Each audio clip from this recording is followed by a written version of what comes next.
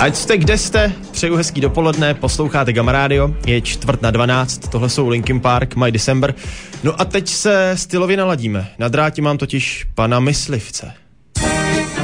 Tak, do lesíčka na čekanou. Mimochodem je to Valčík, jo, kdybyste si chtěli zatrsat. Na drátě právě teď pan Radek Liška. Zdravím vás. Dobrý den, já zdravím vás i všechny posluchače. Dobrý den, pan Radek Liška, jenom abyste v tom měli pořádek. Pan Radek Liška je myslivec. Myslím si, že s tímhletím jménem asi nemůžete dělat nic jiného, ne?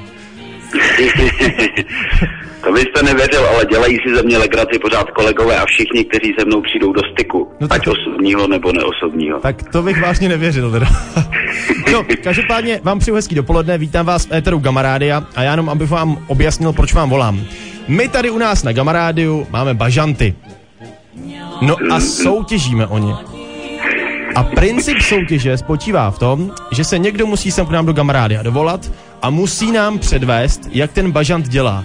No a v podstatě nikdo z nás neumí bažanta napodobit, my ani nevíme, jak ten bažant dělá a proto volám právě vám, osobě pověřené, abyste tak nějak předvedl, jak ten bažant dělá. To asi máte tak nějak v uchu, ne?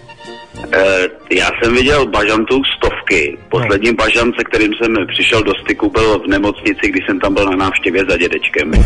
Ale vám jde určitě o toho bažanta zvířecího a i když oni toho tolika nenapovídají, tak sem tam je můžete slyšet, jak bažant dělá takový zvláštní zvuky. Je to, jak bych to vysvětlil, něco podobného jako z německých nemravných filmů.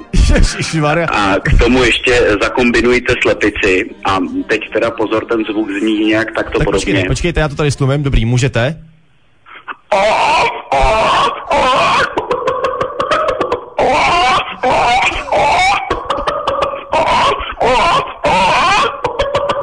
No a teď teda musím říct, že tamhle odvedle na mě kouká naše paní recepční, protože tam má zrovna nějakou návštěvu jako na jiné zvířátko, takže... A takhle to dělá bažant, to je opravdu reálný zvuk bažanta.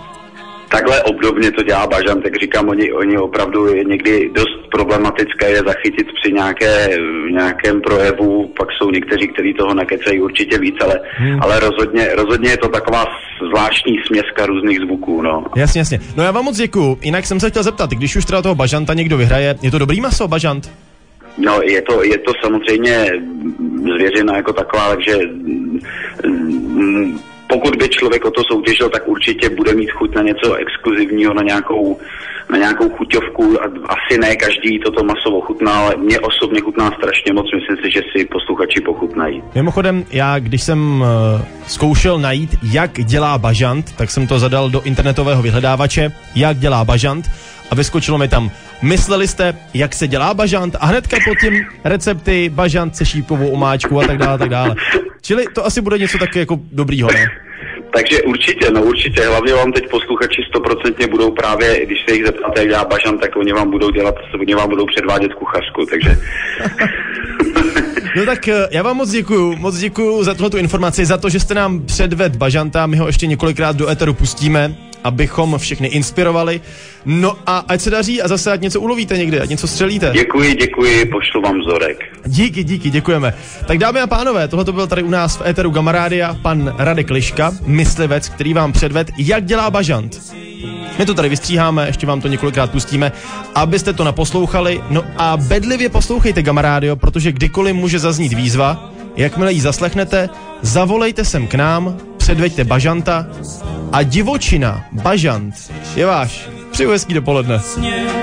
Online Gamma Radio www.gammaradio.cz